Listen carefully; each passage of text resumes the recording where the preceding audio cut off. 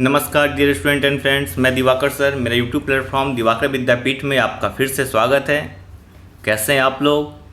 उम्मीद है सब लोग अच्छे होंगे, हेल्दी होंगे, फिट होंगे और आपकी पढ़ाई ज़ोरों से हो रही होगी, क्योंकि इस महीने के फर्स्ट वीक में एसएससी जीडी का वैकेंसी आने वाली है, जो कि 25 मार्च से आने वाली थी, जिसे कैंसिल कर दिया गया था।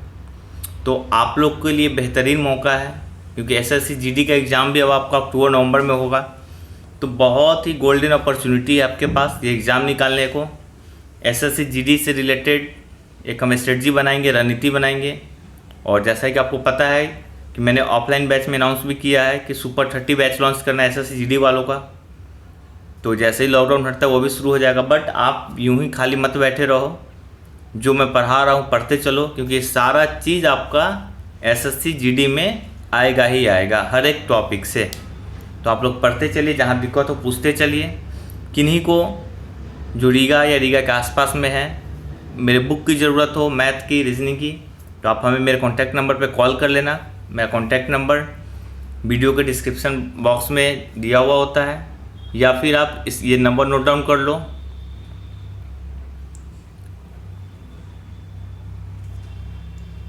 7488018289। आप इस नंबर पे कॉल कर लो, 7488018289। इस पर कॉल कर लेना, आपको बुक मिल जाएगी और आप घर पे रिवीजन कर सकते हो। फिर जैसे ही ऑफलाइन बैच खुलती है आप ज्वाइन कर लेना। तो कल आपने देखा था कि हमने पढ़ा था डाइस, जिसमें केवल क्लोज डाइस मैंने आपको पढ़ाया था। आज हम लोग पढ़ेंगे ओपन डाइस। ये वाला जो फिगर आप देख रहे हो, इस टाइप के सवालों को कैसे बनाते हैं। अक्सर बच्चे ये सवाल छोड़ते हैं। कल कुछ बच्चों ने आंसर किया था, बहुत अच्छा लगा। चलते हैं हम लोग आज फिर। पीडीएफ सेम ही है, बस मैं कल उस पर चर्चा कर दूं। कल मैंने आपको क्या पढ़ाया था, मैं थोड़ा आपको रिवीजन करवा दूं, ताकि आपको कोई कन्फ्यूजन ना रहे। जो बच्चे आज इस वीडियो को पहली बार देख रहे हैं, आप इसका पहला वीडियो भी देखें। ये पार्ट 2 है डाइस का। कल मैंने आपको पढ़ाया था कि अगर पासा की बात करेंगे तो पासा दो तरीके का होता है, एक नॉर्मल पासा और एक स्टैंडर्ड पासा। नॉर्मल को बोलते हैं हिंदी में सामान्य पासा, स्टैंडर्ड को बोलते हैं मानक पासा। फिर मैंने बताया था कि इनके पता कैसे करेंगे। तो इसका पता करने का एक ही तरीका है। अगर मान लो यहाँ पे हमने दे दिया 3 4 2, तो किसी भी दो एडजेसेंट साइड, अगर बगल वाले साइड को जोड़ने पे 7 आ गया तो नॉर्मल पासा होगा, सामान्य पासा होगा। 3 2 5 यहाँ नहीं है, 4 2 6 यहाँ भी नहीं है, 4 और 3 7 यहाँ पे मिल गया, तो ये हो गया सामान्य पासा। अगर दो बगल वाले साइड को जोड़ने पर 7 ना मिले तो वह हो जाएगा हमारा स्टैंडर्ड पासा, जिसको बोलते हैं मानक पासा। जैसे देखो 2 और 1 3, 3 और 1 4, 3 और 2 5, कहीं भी 7 नहीं दिखा, इसका मतलब है यह है स्टैंडर्ड पासा। ठीक है, मैंने आपको बताया था कि पासा अगर स्टैंडर्ड हो तो उसका अपोजिट साइड कैसे निकालते हैं। जैसे मान लो मैं दे दूँ आपको 2 है, 3 है और 1 है। ठीक है, मैं बोल दूँ कि इसका 2 का अपोजिट बताओ, फिर बोल दूँ 3 का अपोजिट बताओ।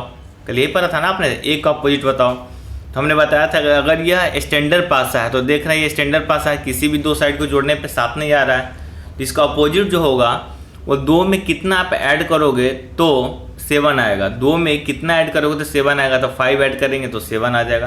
तो 2 का अपोजिट हो गया 5। 3 में अगर हम 4 जोड़ देते हैं तो 7 हो जाएगा। इसका मतलब हुआ कि 3 का अपोजिट 4, 4 का अपोजिट 3।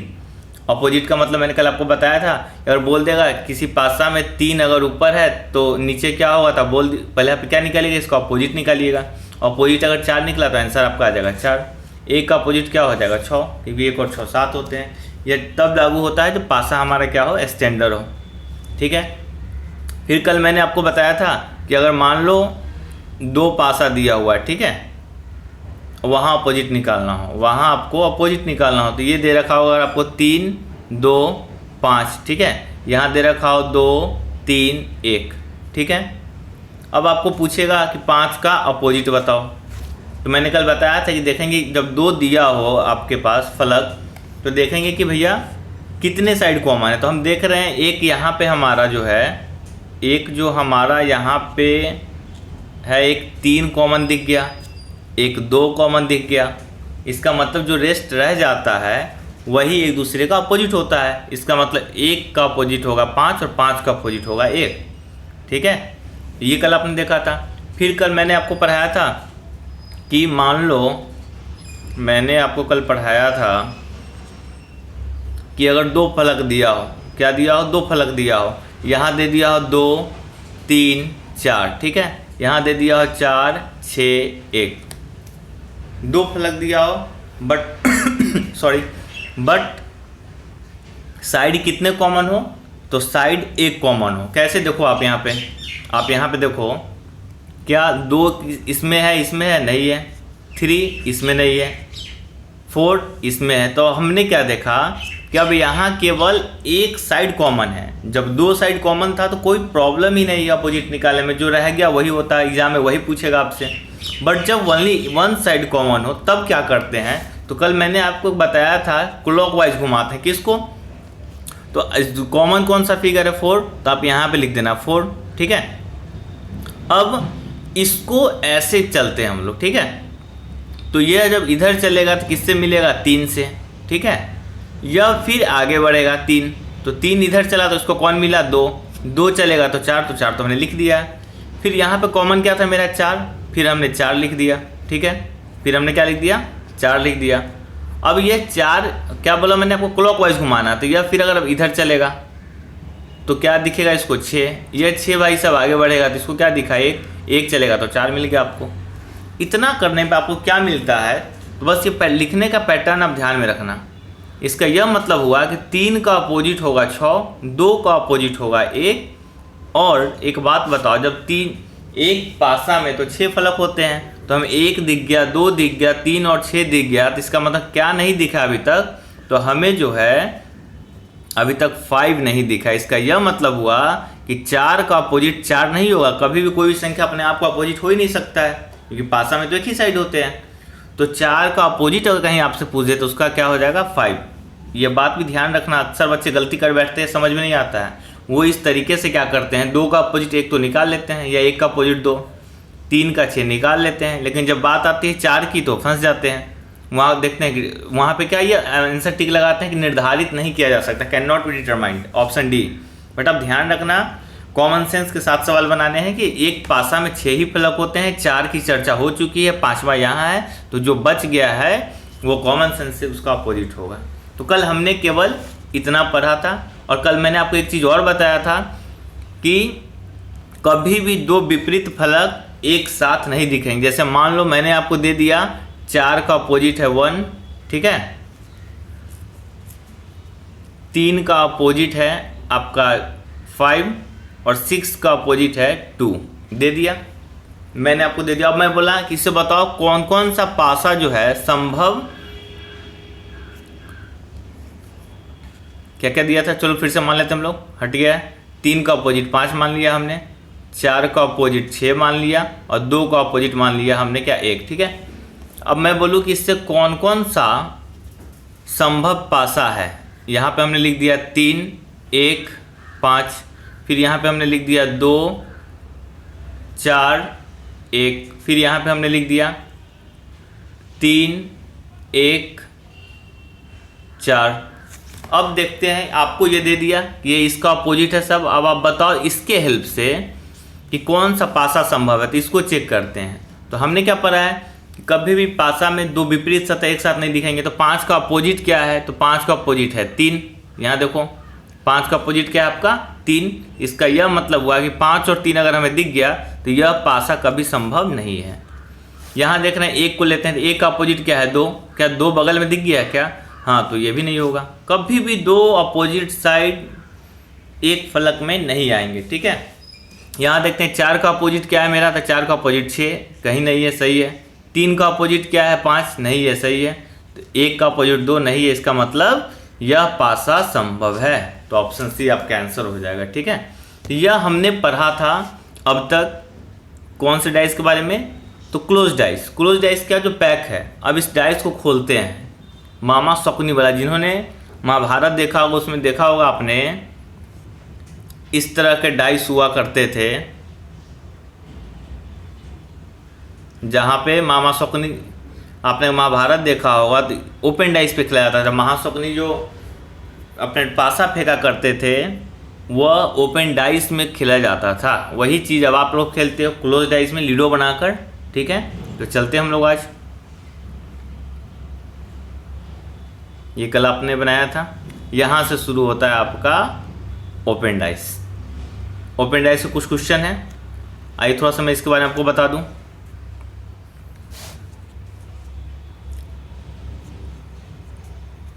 कॉपी निकाल लिया आपने, अब आप लिख दो उसके ऊपर ओपन डाइस। क्या लिख दो?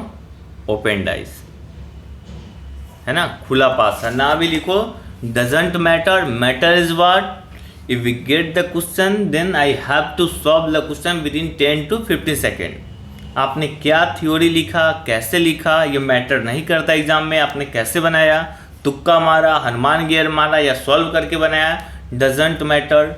मैटर इज व्हाट कि कितने जल्दी आपने आंसर निकाला, कितना मैक्सिमम क्वेश्चन आपने किया। अब आपके दिमाग में आ रहा है क्यों ना तुक्का मार के सही किया जाए, तो तुक्का सब जगह सही नहीं होते हैं, है ना। तो क्यों ना मेहनत किया जाए कि जिसमें 10 में आप कम से कम 9 बनाओ। तुक्का मारोगे हो सके पहला 3 सही हो जाए, 7 गलत हो जाए आपका, है ना। तो थोड़ा सा पढ़िए आप लोग। चलिए भूल जाइए ओपन डाइस को, सीधा हम लोग पढ़ते हैं। अगर इस तरह का पासा दे देवे, अभी तक आपका क्लोज फिगर दे रहा था, अब ओपन फिगर की बात करते हैं। 1 2 3, है ना। इस तरह का पासा आपका दे देवे, ठीक है।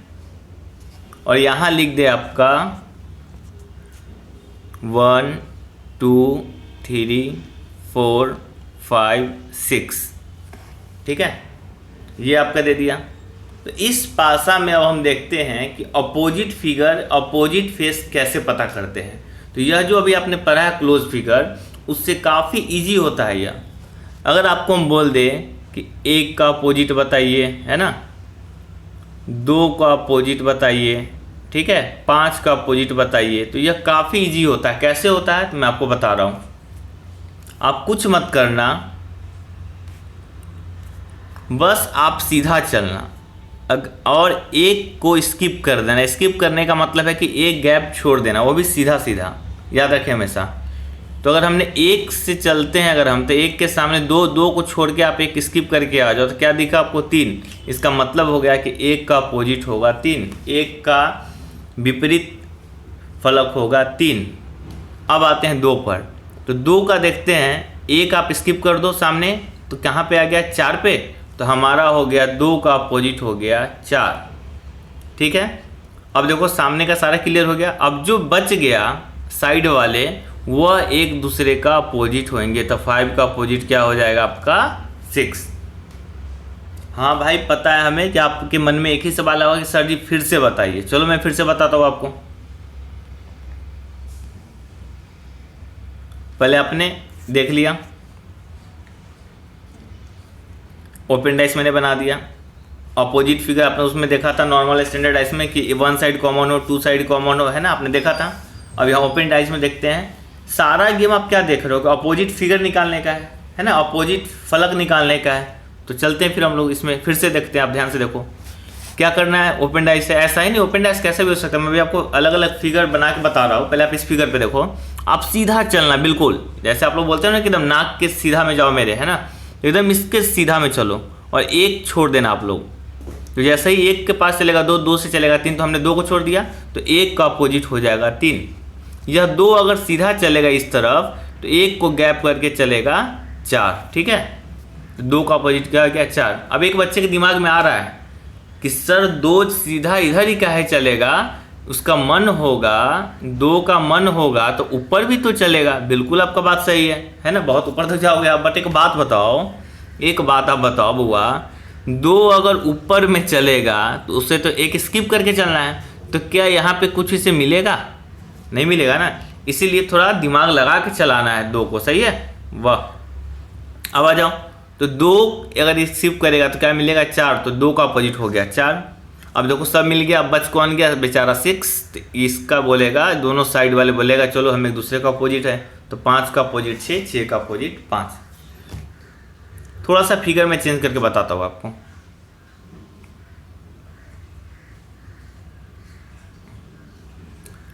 ड्राइंग थोड़ा सा गड़बड़ है मेरा, आप देख लेना, कोऑपरेट कर लेना। देखो तो 6 हो गए, 1 2 3 1 2 3 6 हो गए। अब इसको हम लोग नंबरिंग कर देते हैं, ठीक है। 1 2 3 4 5 6। ये देखो ये भी मेरा है ओपन डाइस, अलग है। अब इसमें थोड़ा सा आप दिमाग लगाओ, अपोजिट क्या क्या होगा सबका, है ना। तो देखते हैं हम लोग फिर। एक अगर सीधा चलेगा और हमें क्या करना है, एक का गैप करना है, तो एक दो को छोड़ते हुए आएगा 3 पे। इसका मतलब हो गया कि एक का अपोजिट हो जाएगा 3 और 3 का अपोजिट हो जाएगा 2। अब आपके माइंड में आ रहा होगा सर 2 का क्या करें, तो 2 आगे क्या सीधा जाने लायक है? नहीं। और हमें पता है कि बिल्कुल उसे सीधा सीधा ले जाना है, तो उसे छोड़ देंगे। अच्छा, आप ऐसा दिमाग मत लगा लेना, कुछ बच्चे के दिमाग में इस तरह के ख्याल आ जाते हैं, तो इन ख्याल को यहीं पे दबा दो आप कि सर ऐसे भी चल सकता है, 2 चला 3 छोड़कर 4 पे आ गया। तो जितना बता रहे हैं उतना ही करना। मैंने आपको शुरू में बताया है कि जैसा आप लोग बोलते हो कि मैं नाक के सीधा में जाओ, उसी तरह ये लोग अपने नाक के बिल्कुल सीधा में चलेगा, ठीक है। अब आ जाओ 4 पे, जहाँ पॉसिबल है, आप देखो तो सही, 4 का अगर सीधा में चलते हैं हम, ठीक है, तो 5 को छोड़ के कितना आ गया 4, तो 4 का अपोजिट क्या आ गया 6। अब आपके पास क्या बच गया बेचारा, तो इधर बेचारा बच गया आपका 2 और इधर बच गया आपका 5। अब आपको कुछ समझ में आ रहा होगा कि जब 4 फलक दिख गए, 2 अलग बच गया, इसका मतलब है ये दोनों अपने आप में एक दूसरे के अपोजिट होंगे। तो 2 का अपोजिट हो गया 5 और 5 का अपोजिट हो जाएगा आपका 2। उम्मीद करते हैं आपको समझ में आ रहा होगा। ओपन डाइस बहुत ईजी है, आपको विश्वास नहीं हो रहा होगा क्योंकि आपने सोच रखा था लेंदी होगा, टफ होगा, और इतना इजी निकलता है ना। बहुत इजी है, हाँ, बट इससे रिलेटेड क्वेश्चन भी बनते हैं, वो मैं आपको यहीं पे सॉल्व करके बताता हूँ। जैसे देखो, आपने इतना निकाल लिया अपोजिट सारा, अब आपको बोल देगा कि बताइए, ये पासा दे देगा आपको, ठीक है, इस दिए गए पासा से कौन सा पासा बनना संभव है, कौन सा पासा बनना संभव है। आपको पासा दे दिया, ओपन है, खुला हुआ, इसको क्लोज करोगे और आपको इस तरह का फिगर दे देगा, ठीक है। 1 दे देगा, 4 दे देगा, 6 दे देगा, 2 दे देगा, 4 दे देगा, 3 दे देगा, ठीक है। फिर आपका दे दिया 6 2 5। आपको बोलेगा कौन सा संभव है। इस पासा के आधार पे आपके पास 3 फलक दे दिया, और आपको पता क्या है कि जब भी ऐसा दे देवे तो आपको सबसे पहले अपोजिट साइड निकालना है। क्यों? क्योंकि हमें पता है कि कोई भी फलक कभी भी 2 अपोजिट साइड एक साथ नहीं दिखेगा। तो 1 का अपोजिट मेरा क्या निकला है, देखो तो ध्यान से आप लोग, तो 1 का अपोजिट मेरा निकला है 3, तो 3 इसके बगल में नहीं है, ठीक है। 4 का अपोजिट क्या निकला है मेरा 6, तो देखो 6 बगल में दिख गया, इसका मतलब यह संभव नहीं है। इसमें चेक करते हैं, तो 4 का अपोजिट क्या है 6, तो नहीं है, ठीक है। 2 का अपोजिट मेरा क्या है 5, तो 5 बगल में नहीं है। 3 का अपोजिट 1 नहीं है, इसका मतलब यह संभव है। इसमें चेक करते हैं 6 का अपोजिट क्या होता है 4, तो अभी तक तो नहीं दिखा। 2 का अपोजिट क्या निकला था मेरा 5, देखो 5 बगल में है, इसका मतलब यह भी संभव नहीं है। तो आंसर हो जाएगा मेरा बी। तो आप देख रहे हो ना, सारा गेम अपोजिट पता करने का है। हमने बहुत अच्छे तरीके से पढ़ाया और आपका डाइस चैप्टर हो गया बिल्कुल ख़त्म। अब देखते हैं थोड़ा सा क्वेश्चन हम लोग, है ना। ये देखो थोड़ा सा धुंधला है, बट मैं पढ़ दे रहा हूँ, आप समझने की कोशिश करना। लिखा हुआ है कि ये एग्जाम में क्वेश्चन है कि प्रश्न आकृति में दिए गए घन को मोड़कर कौन सा घन बनाया जा सकता है। इसको मोड़ने पे कौन सा घन बनाया जा सकता है, आपके पास ऑप्शन है 4। मैंने आपको क्या बताया, घन हो या पासा हो सब इक्वल ही है, वन फिगर है। तो पहले आपको क्या पता करना है, अपोजिट फिगर, क्योंकि अपोजिट फिगर पता होगा तभी तो हम छांट पाएंगे ना कि इस चारों में से कौन कौन ऐसा अपोजिट है जो साथ में होगा वो नहीं होगा, है ना। तो हम लोग चेक करते हैं, अपोजिट फिगर पता करते हैं। मैंने आपको क्या बताया, देखो ये तो आपका ऑनलाइन एग्जाम होता है, स्क्रीन पर आप लिख नहीं पाओगे, तो आप सीधा क्या करना, अपोजिट फिगर पता करना। तो एफ का अपोजिट क्या होगा बी, है ना। ऐसे भी मैं आपको थोड़ा सा पहले अपना बेसिक सीख लो। तो एफ का अपोजिट हो गया मेरा बी, है ना।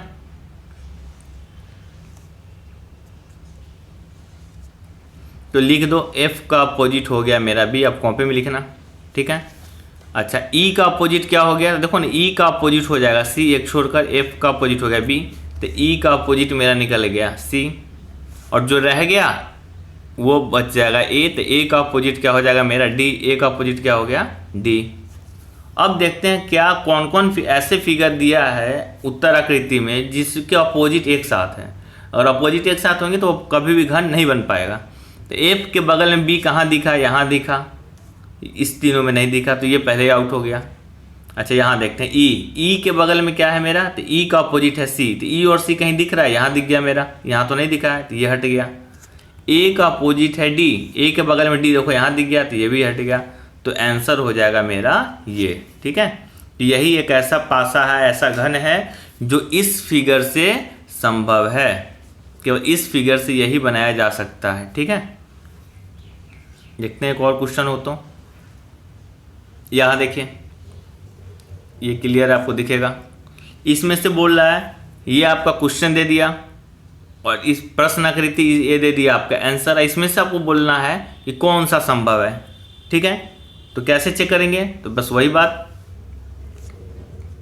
अपोजिट चेक करते हैं। देखो एग्जाम में आप ना बिना लिखे भी निकाल सकते हो, अगर माइंड में थोड़ा सेट कर लो कि आपको दिख जाए कि हाँ भैया सी का अपोजिट होगा डी, तो देख रहे हो सी और डी कहाँ साथ में है, तो देखो यहाँ साथ में दिखा, यहाँ साथ में दिखा, ये दोनों गायब। फिर हमें पता है कि बी का अपोजिट हो गया एफ, क्या हो गया बी का एफ, तो बी और एफ नहीं दिख रहा है साथ में, चलो नहीं दिख रहा है। फिर देखेंगे ए का अपोजिट क्या है, ए और ई कहीं है एक साथ में, यहाँ दिख गया देखो हमें, तो ये भी हट गया, तो तीन ऑप्शन हट गया, चौथा आंसर होना इसकी मजबूरी है। देखो ऑब्जेक्टिव क्वेश्चन का यही तो फायदा है, अगर आप तीन ऑप्शन छाड़ दो, हटा दो, तो बाकी जो चौथा ऑप्शन बचता है वो उसकी मजबूरी होती है, चाहे चेक करो या ना करो। ठीक है, तो उम्मीद करते हैं आपको समझ में आ रहा होगा, बहुत ही ढंग का चैप्टर है डाइस। देखो यहाँ पे आपसे पूछ क्या रहा है, तो आपसे पूछ रहा है कि वर्ण बी के सामने कौन सा बिंदु होगा, तो बी के सामने कहने का क्या मतलब है, तो बी का अपोजिट, कभी भी सामने बोले या पीछे बोले इसका मतलब दूसरे का अपोजिट बोल रहा है, तो फटाफट आप निकाल लो कि ए का अपोजिट होगा सी, डी का अपोजिट होगा एफ, बच गया बेचारा बी, ई एक दूसरे का अपोजिट होगा, तो बी के जो अपोजिट होगा ई, तो बी के सामने क्या हो जाएगा आंसर ई। देखो कितना हल्का ओपन ऐसा क्वेश्चन, कुछ नहीं है, हलवा चैप्टर है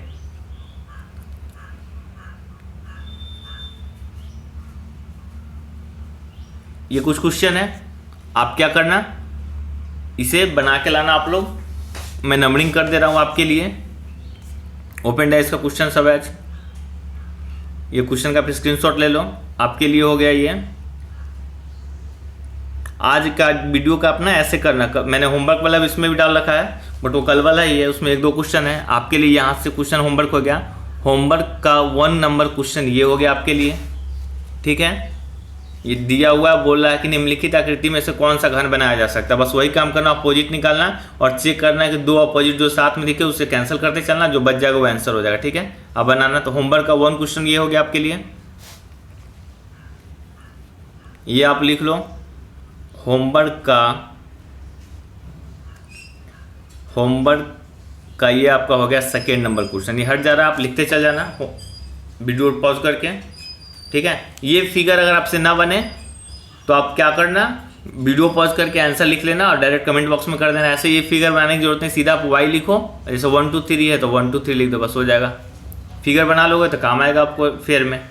तो 2 क्वेश्चन हो गया होमवर्क का आपका, ये तो कल आपने बनाया था, ये बनाया था आपने, ये जो है आपका 4 नंबर क्वेश्चन, ये चलो इसे 4 ही रहने दो, आप इसे आंसर करना, 1 का आंसर करना, 2 करना और 4 का करना। ठीक है, 4 हो गए। देखो ट्रेन भी आ गई, चैप्टर खत्म होते। ये आपका क्वेश्चन हो गया, नंबर हो गया 5, 1 2 उधर हो गया आपका, 4 और 5 इधर हो गया आपका, तो खत्म हो गया अब आपका होमवर्क। उम्मीद करते हैं आपको समझ में आया होगा। डाइस हमारा आज बिल्कुल ख़त्म हो गया।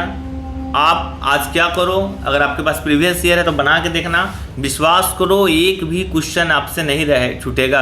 हाँ आप देखो, मैं जो भी वीडियो बना रहा हूँ ये दिमाग में रखते हुए कि आप SSC, CGL, CHSL, MTS, GD, railway group D, NTPC की तैयारी कर रहे हो, अगर आपने डाइस पढ़ लिया हमसे इस लेवल का, अगर आप ये बैंक PO का क्वेश्चन बनाने चल गए तो वहाँ फंसोगे। क्योंकि बैंक जो का लेवल थोड़े से अलग हटके होते हैं, ठीक है।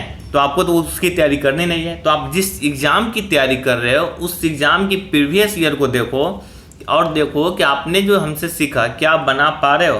क्योंकि मेरा एक ही लक्ष्य होता है जब भी मैं पढ़ाता हूँ या खुद की तैयारी करता हूँ, जैसे आपको पता है मैं सीजीएल का खुद तैयारी कर रहा हूँ, तो किसी भी सवाल को मैं कोशिश करता हूँ कि 10 से 20 सेकंड में बने।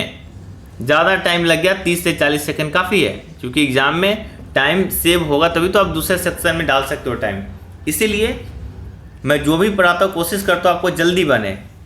इसीलिए आप क्या करो, बनाना घर पे जाके अच्छे से सबको रिवीजन करो आप लोग, और प्रॉफिट एंड लॉस का जो रह गया था डिस्काउंट वाला सवाल वो जल्दी उसका वीडियो आएगा आपका। तब तक के लिए मिलते हैं फिर हम लोग बाद में। Thank you for watching. और हाँ, थोड़ा सा आप लोग दोस्तों में शेयर कीजिए, लाइक करना भूल जाते वीडियो को, लाइक कीजिए और मज़े से पढ़िए, खूब लॉकडाउन का फ़ायदा उठाइए। 4-5 घंटा पढ़िए, उसके बाद जितनी फिल्में देखना है, गाना सुनना है, सब कुछ कीजिए, घर का काम कीजिए। चलिए बाय बाय, मिलते हैं फिर कल हम लोग।